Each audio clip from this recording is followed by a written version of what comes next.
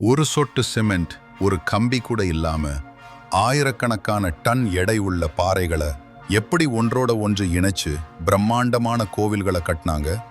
நம்ம ஊர் தஞ்சை பெரிய கோவில், ஹம்பி, பேளூர்னு பல பழமையான கோவில்கள்ல இந்த ஆச்சரியமான இன்டர்லாக்கிங் டெக்னாலஜி தான் பயன்படுத்தப்பட்டிருக்கு.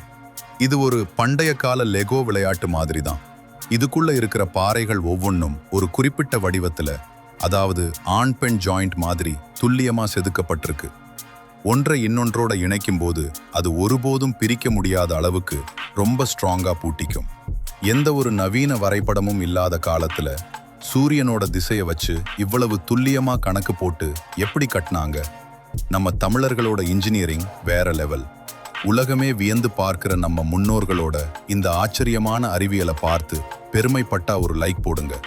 மறக்காம குறும்பு கோமாளி சேனலை சப்ஸ்கிரைப் பண்ணுங்க.